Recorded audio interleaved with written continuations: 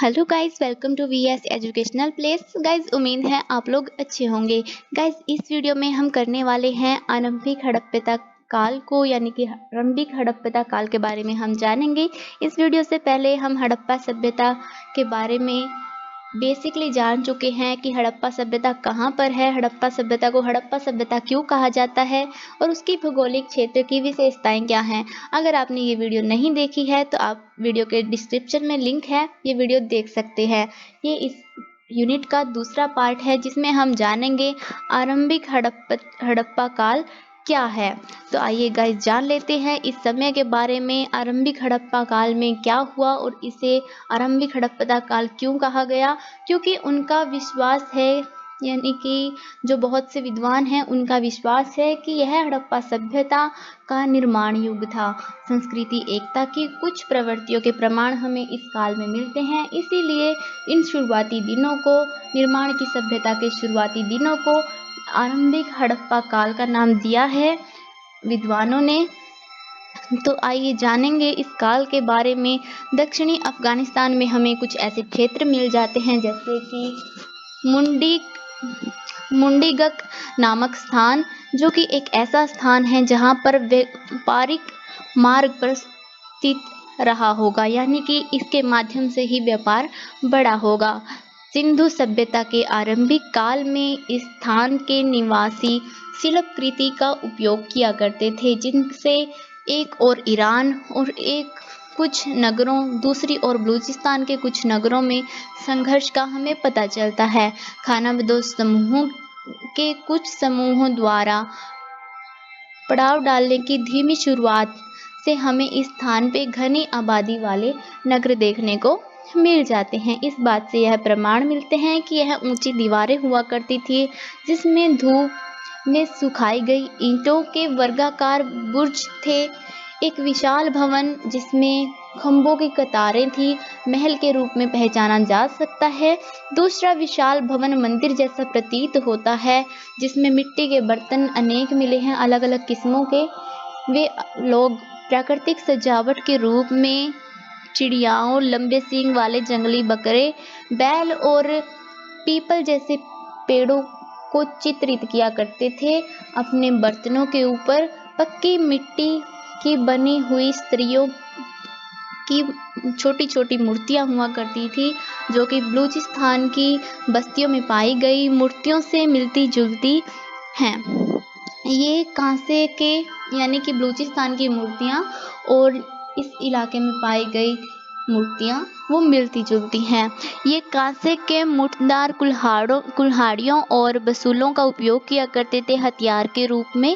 सेलखेड़ी और लाजवर्द जैसे अल्पमूल्य पत्थरों से ईरान और मध्य एशिया के साथ अनेक संबंधों का हमें पता चल जाता है, क्योंकि ये पत्थर स्थानीय रूप से उपलब्ध नहीं थे, यानी कि सेलखिड़ी और लाजवर्द के पत्थर ईरान और मध्य एशिया से व्यापार के जरिए मंगवाए जाते थे।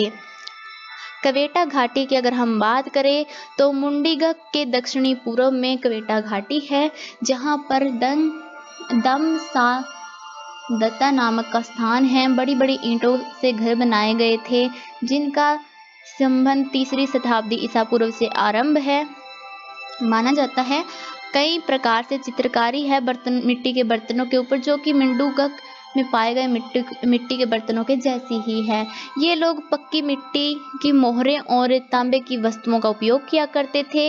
इन खोजों से उस समय के समुदायों की संपन्नता के बारे में हमें संकेत मिलते हैं, जिन्हें अपनी खाद्य समस्या सुलझा ली थी। दूर के क्षेत्रों से व्यापारिक संबंध स्थापित कर लिए थे। इस प्रकार आसपास के क्षेत्रों में भी विशिष्ट कला और मिट्टी के बर्तनों की परंपरा के बारे में हमें जानकारी मिल जाती है। राना घुंडई नामक स्थान में लोग बारीक से बने हुए चित्रकारी किए हुए मिट्टी के बर्तन का उपयोग करते थे। इन पर काले कुबड़ बैल के चित्र बनाए जाते थे। इन मिट्टी के बर्तनों तथा क्वेटा घाटी में पाए गए मिट्टी के बर्तनों में सुस्पष्ट समानता हमें देखने को मिल जाती है, यानी कि दोनों में काफ़ी इक्वलिटी थी, दोनों एक जैसे थे। एक अन्य स्थान पेरियानो गुंडई जिनकी खुदाई की गई उनमें एक विशिष्ट प्रकार की स्त्री की छोटी मोटी मूर्तियां पाई गई है। मध्य और दक्षिणी बलूचिस्तान की अगर हम बात करें तो यहाँ पर अंजीरा, तोगाऊ, निंदोवाड़ी और बालाकोट जैसी बस्तियां हमें आरंभिक हड़प्पा काल की समाज की जानकारी देती हैं। घाटियों की व्यवस्था के अनुसार गांव और उपनगर विकसित हुए। बालाकोट में स्थित इमारतों के अवशेष पाए गए। इन क्षेत्रों में कई बस्तियों से फारस की खाड़ी के संपर्कों का हमें पता चलता है। बालाकोट में जो लोग सबसे पहले बसे उसी प्रकार की मिट्टी का बर्तन का उपयोग करते थे जिस प्रकार के बलूचिस्तान के लोग किया करते थे। तो ये समकालीन बताए जा रहे हैं बलूचिस्तान के लोगों के, किंतु कुछ समय पश्चात उन्हें सिंधु नदी के कछारी मैदानों में प्रयुक्त किए जाने वाले मिट्टी के बर्तनों के समान ही मिट्टी के बर्तनों का उपयोग करना आरंभ कर दिया। हमारे लिए महत्वपूर्ण बात यह है कि संपूर्ण बलूचिस्तान प्रांत के लोग एक ही प्रकार के मिट्टी के बर्तन बनाया करते थे और उपयोग किया करते थे। इस प्रकार उन पर एक और फारस की खाड़ी के नगर और दूसरी ओर सिंधु घाटी के नगरों का प्रभाव का भी हमें पता चलता है। वे अपने मिट्टी के बर्तनों पर कुबड़, बैल और पीपल के चिन्हों का उपयोग किया करते थे जो विकसित हड़प्पा काल की जानकारी देते हैं। सिंधु क्षेत्र की अगर हम बात करें तो 4वीं शताब्दी ईसा पूर्व हमें मध्य तक सिंधु के कछारी मैदान परिवर्तन का केंद्र बिंदु बनता हुआ दिखाई देता है। सिंधु नदी और घाघर हाकरा नदियों के किनारे पर बहुत सी छोटी और बड़ी बस्तियां बस गई थी। यह क्षेत्र हड़प्पा की सभ्यता का प्रमुख क्षेत्र बन गया। इस चर्चा में हम आगे ये जानने का प्रयास करेंगे कि किस प्रकार इन घटनाओं ने हड़प्पा सभ्यता की अनेक विशेषताओं का पता चलता है। तो आइए जान लेते हैं एक एक करके। अमारी सिंधु घाटी के निचले मैदानों में स्थित सिंधु प्रांत का विकास रोचक है। अमारी में मिले मकानों के अवशेषों से हमें पता चलता है कि लोग पत्थर और मिट्टी की ईंटों के मकानों में रहते थे। उन्हें अनाज को रखने के लिए अनाजों के कोठार यानी कि अनागार भी बनाए हुए थे। वे मिट्टी के बर्तनों पर भारतीय कुबड़, बैल जैसे जानवरों के चित्र बनाते थे। यह चित्र या फिर चिन्ह पूरी विकसित हड़प्पा सभ्यता में बहुत लोकप्रिय थे। वे चाक पर बने मिट्टी के बर्तनों का उपयोग करते थे। थरोरो, कोहोत्रास, बुत्थी जैसे स्थानों पर भी हमें ऐसी ही वस्तुएं पाई गई। यहाँ पर हड़प्पा की सभ्यता के शुरू होने से भी पहले कुछ बस्तियां किलाबंद हुआ करती थी। कोट दीजी नामक स्थान की अगर हम बात करें, सिंधु मोहनजोदड़ो के समान सिंधु नदी के बाएं किनारे पर कोट दीजी नामक स्थान हमें देखने को मिल जाता है जो कि हमें आरंभिक हड़प्पा काल की जानकारी देता है। यहाँ के निवासी अपनी बस्तियों के चारों ओर विशाल सुरक्षात्मक दीवार बना ली थी। उनकी सबसे बढ़िया खोज मिट्टी के बर्तन थी। वे चाक पर बने मिट्टी के बर्तनों का उपयोग करते थे जिन पर गहरे भूरे रंग की साधारण धारियां की सजावट की जाती थी। इस प्रकार मिट्टी के बर्तन राजस्थान में कालीबंगन और बलूचिस्तान के मेहरगढ़ जैसे दूर दराज के स्थानों में बसे पूर्व हड़प्पा काल के निवासियों के बताए जाते हैं। कोट दीजी मिट्टी के बर्तनों की किस्में सिंधु नदी के आसपास के संपूर्ण भूभाग में पाई गई है, जहां पर हड़प्पा के पूर्व शहरी और शहरी अवस्था से संबंधित बस्तियों की जानकारी हमें मिल जाती है। मिट्टी के बर्तनों के समान रूप में सजावट इस प्रवृत्ति के संकेत देती है कि सिंधु नदी के मैदानी भागों में रहने वाले लोगों के बीच घनिष्ठ संबंध थे। इससे हड़प्पा की सभ्यता में संस्कृतियों में समाभिरूपात की प्रक्रिया का भी पूर्वाभास मिलता है। मिट्टी के बर्तनों के अनेक डिजाइन शहरी अवस्था तक शेष रहे। उसी समय के अन्य मिट्टी के बर्तन मुंडीगक में बने हुए मिट्टी के बर्तनों के समान थे। इससे आरंभिक हड़प्पा के स्थानों के विस्तृत आपसी संबंधों का पता चलता है। पुरातत्ववेत्ताओं ने मोहनजोदड़ो में इस मैदान की आधुनिक स्तर में 39 फुट नीचे तक खुदाई की और खुदाई करके अधिवास से जमा वस्तुओं का पता लगाया। इस प्रकार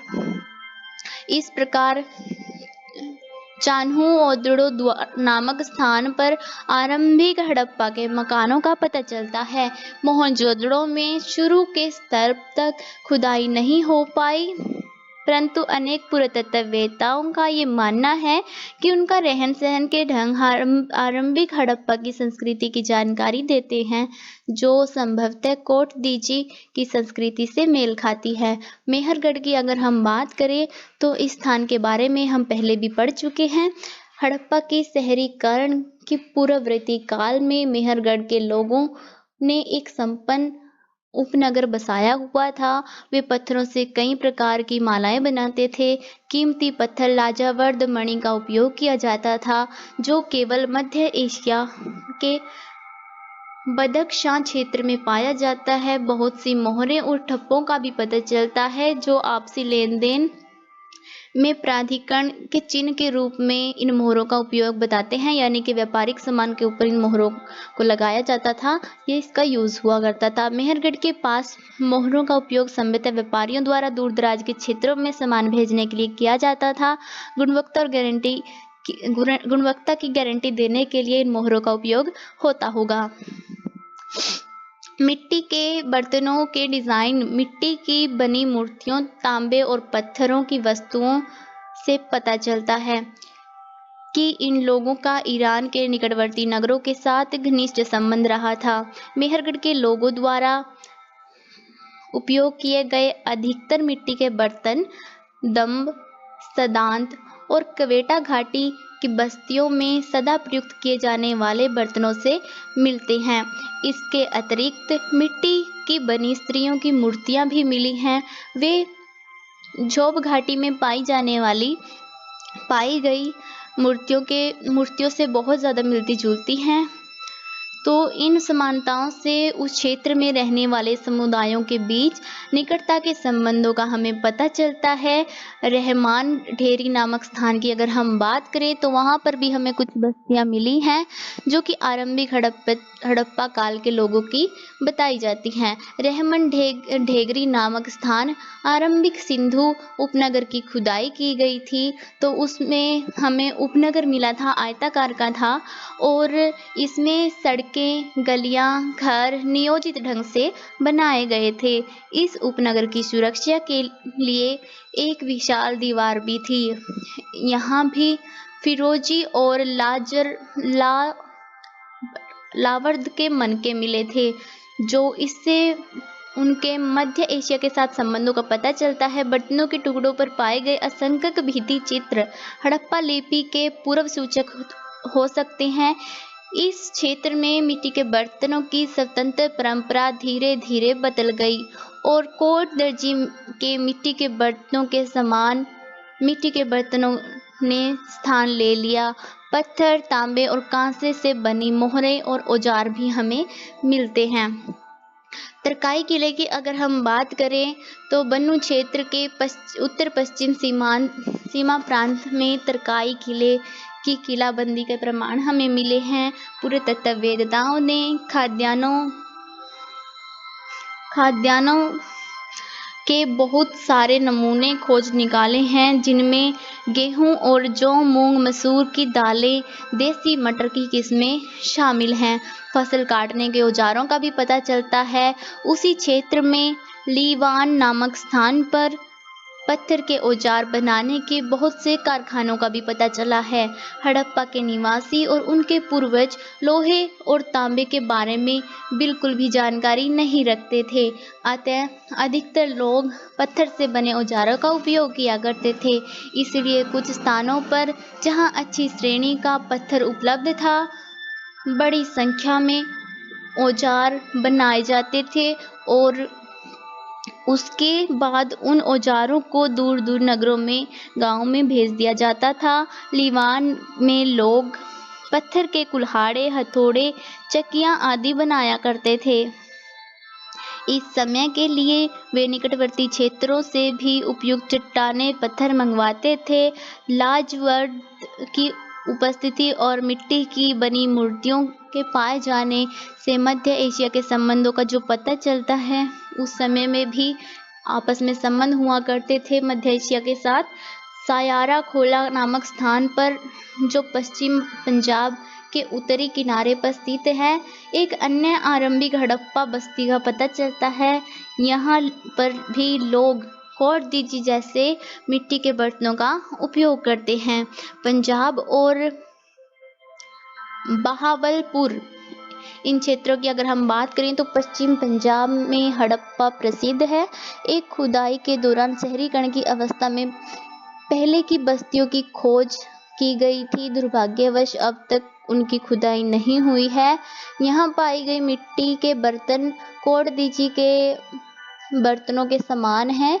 विद्वानों का मानना है कि ये बस्तियाँ हड़प्पा में आरंभिक हड़प्पा काल की रही होंगी।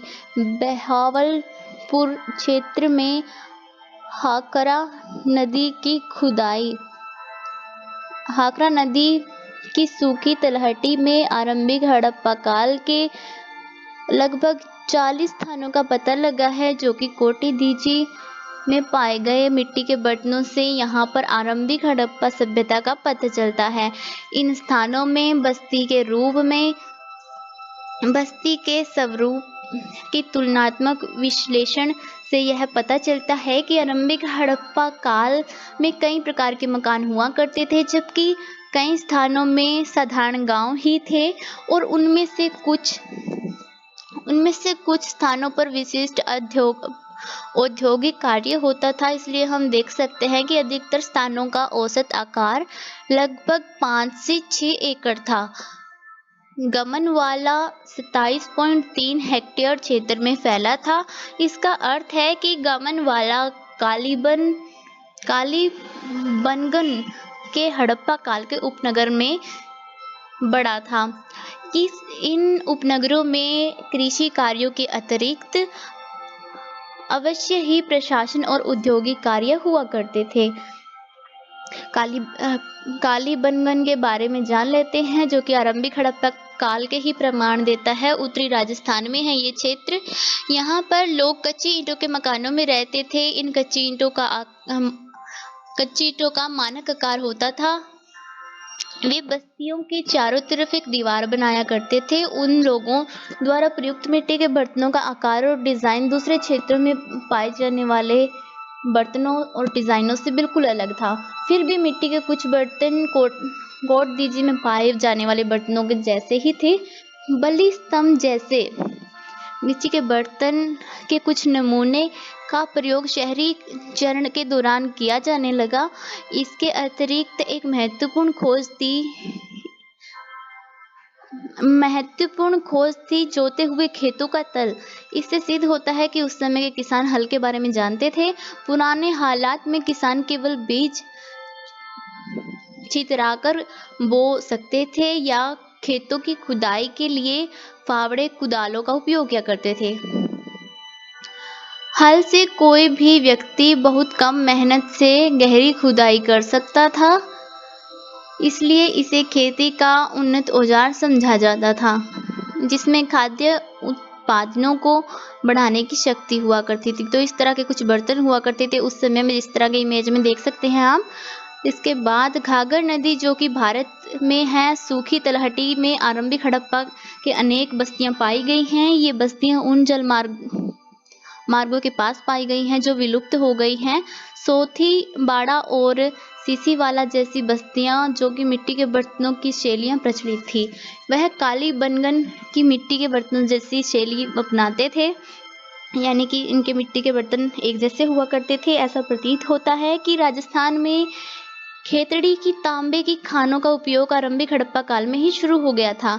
हमने आरंभिक काल में सिंधु क्षेत्रों और उसके आसपास रहने वाले विभिन्न कृषक समुदायों की संस्कृति परंपराओं में पाई गई समानताओं का उल्लेख किया है। बलूचिस्तान, सिंध, पंजाब और राजस्थान में आरंभ में छोटी-छोटी कृषक बस्तियां थीं। इसके पश्चात इन क्षेत्रों में अनेक प्रकार की क्षेत्रीय परंपराओं का अभ्युदय हुआ, किंतु एक ही प्रकार के मिट्टी के बर्तन, सींग वाला देवते का चित्र और मिट्टी की मातृ देवियों की मूर्तियों से पता चलता है कि एकीकरण की परंपरा शुरू हो चुकी थी। बलूचिस्तान के लोगों ने फारस की खाड़ी, मध्य एशिया नगरों के साथ पहले ही व्यापारिक संबंध बना लिए थे। इस प्रकार हम आरंभिक हड़प्पा काल से हड़प्पा की सभ्यता की उपलब्धियों की जानकारी मिल जाती है।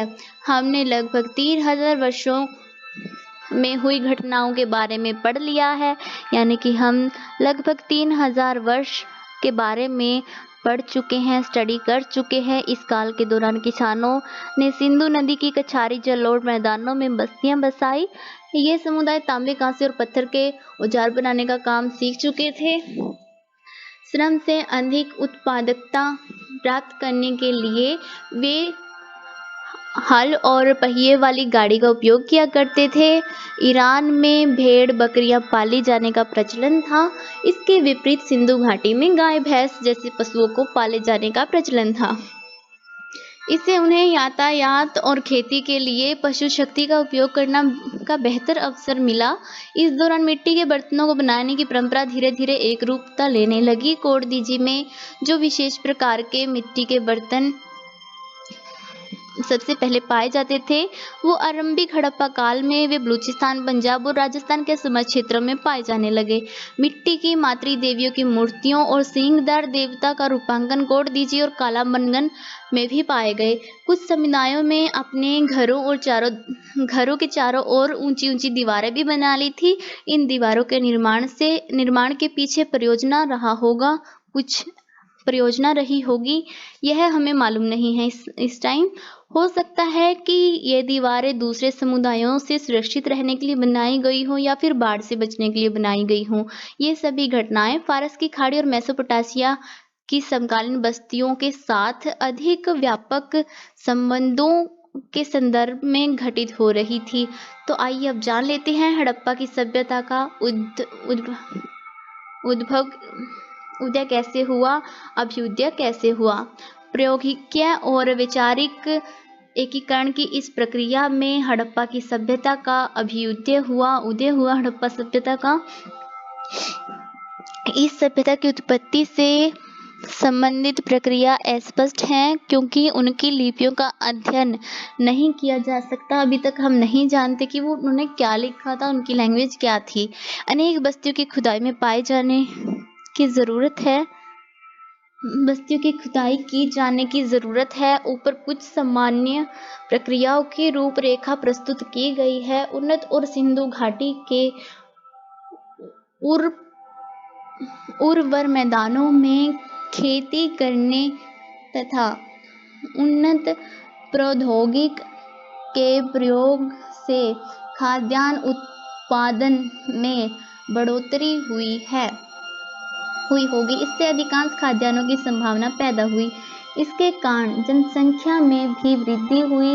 इसके साथ साथ समाज के धनी वर्ग बहुमूल्य विशेषताओं को प्राप्त करने के लिए दूर दराज के समुदायों के साथ व्यापारिक संबंध स्थापित करते थे। अधिकांश खाद्यान्नों से शहर कृषि कार्य करने के अवसर मिले। गांवों का पुरोहित संपूर्ण क्षेत्र में फैले हुए पुरोहित कुल का अंग बन सकता था। इस प्रकार की प्रक्रियाएं धातु कर्मियों, कुम्हारों और शिल्पियों के संबंध में समान थी। तो गांव में अनाज रखने के लिए चबूतरे बड़े बड़े कोठरों में बदल गए। पहले चबूतरे हुआ करते थे, अब बड़े बड़े कोठरे बना दिए गए अनाज रखने के लिए। कई कृषक समूह और पशुचारों यावर समुदायों का एक दूसरे के साथ निकट संपर्क पता चलता है। उनके बीच तनाव, परस्पर विरोध उत्पन्न हो सकता था। कृषक एक समुदायों के रूप में स्थापित होने के पश्चात अन्य कम खुशहाल लोगों को अपनी ओर आकर्षित करता था। पशुचारी और यायावर जातियों के बारे में यह प्रसिद्ध है कि व्यापार और लूटपाट के कार्यों में लगी हुई थी। अपनी आर्थिक दशा के अनुसार वे इन गतिविधियों को में सम्मिलित होते थे। कृषक समुदायों के में अधिक उपजाऊ भूमि को हथियाने के लिए संघर्ष भी होता था। यही कारण है कि कुछ समुदायों में अपने चारों ओर सुरक्षा के लिए दीवार भी बना ली थी। हम जानते हैं कि हड़प्पा सभ्यता के अभ्युदय में समय कोटदीजी और कालीबंगन जैसी कई बस्तियां आग से नष्ट हो गई। हमें इसका कारण मालूम नहीं है कि आग क्यों लगी थी। यह अकस्मात घटना हो सकती है, फिर भी तथ्य के अनुसार अधिक विश्वसनीय प्रतीत होता है कि सिंधु क्षेत्र में विभिन्न प्रतियोगी समुदायों में लोगों के एक वर्ग ने दूसरे पर अपना प्रभुत्व स्थापित कर लिया था। इससे विकसित हड़प्पा काल के आरंभ के संकेत हमें मिल जाते हैं। हड़प्पा सभ्यता का विस्तृत भूगोलिक क्षेत्र में फैली हुई थी। इस कारण विकसित हड़प्पा काल के आरंभ होने की कोई एक तिथि नहीं कह सकते। तो ये संभव है कि विकास के केंद्र के रूप में इस शहर का कई सौ वर्षों की समय अवधि में अभ्युदय हुआ होगा, परंतु यह शहर अस्तित्व में आया है और यही कारण है कि इस शहर में अलग 700-800 वर्षों के लिए पूरे उत्तर पश्चिम क्षेत्र का प्रभुत्व रहा है। तो गाइस, हमने जाना आरंभिक हड़प्पा काल से लेके विकसित हड़प्पा काल का समय। इसमें इम्पोर्टेंट यही रहेगा कि आरंभिक हड़प्पा काल की सभ्यता कैसे विकसित हुई। लगभग 5 पंक्तियां लिखिए या फिर पूरा पैराग्राफ लिखिए, क्योंकि एग्जाम में पूरा लंबा लिखना होता है, 20 नंबर का क्वेश्चन लिखना होता है। तो ये पूरा ही आपने अच्छे से कर लेना है, ये एग्जाम में आता ही आता है। तो गाइज, ये हमने जान लिया इसके बारे में। अगली वीडियो में हम जानेंगे कि हड़प्पा सभ्यता खत्म कैसे हुई।